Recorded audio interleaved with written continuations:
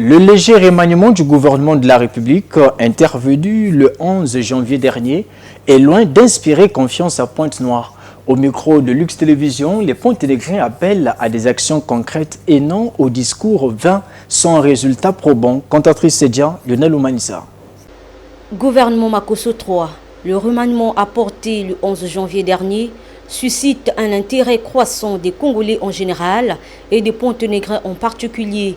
Toutefois, les populations attendent de cette nouvelle équipe des actions concrètes et non des vains discours. C'est l'année de la jeunesse, soi-disant.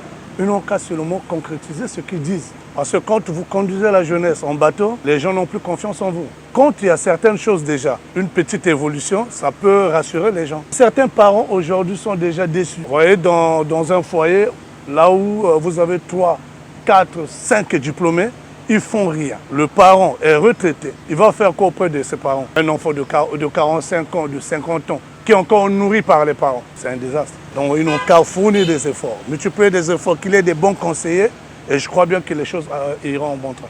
L'année démarre, clopin, mais après on va prendre l'allure et on verra bien. Mais ça promet quand même, puisque regardez, ils ont payé les salaires à temps. C'est vraiment bien. Ça nous a surpris, il y a un 25 et le salaire est déjà tombé. Alors c'était bien. Quand les salaires tombent régulièrement à une date précise, vraiment ça nous arrange. On regarde dans 3 mois, qu'est-ce que ça va donner. Mais c'est ce que nous souhaitons.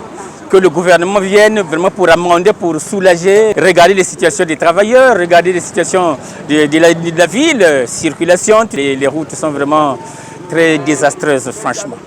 Les routes sont désastreuses. Qu'ils regardent un peu de ce sens-là. En fait, pour ce nouveau gouvernement, ce que moi je veux, s'ils ont remplacé les gens qui sont quand même capables de nous donner plus d'opportunités, c'est bien. Parce qu'il y a trop de jeunes qui ont des diplômes, qui continuent toujours à chercher, mais ils n'arrivent pas à voir parce que les chefs qui sont dans des boîtes n'arrivent pas à sélectionner des bonnes personnes. Tu ne puisses pas faire des comptes-parts. Non, celui-là est de tel patois, celui-là est de telle ethnie. Non, nous on demande juste de sélectionner les gens qui sont capables.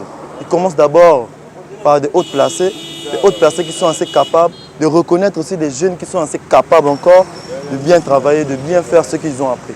Au regard de ces cris de cœur, il est bien clair que la situation socio-professionnelle de la jeunesse domine encore et toujours les débats. Au gouvernement de faire feu de tout bois pour redonner confiance à cette jeunesse et stopper l'hémorragie.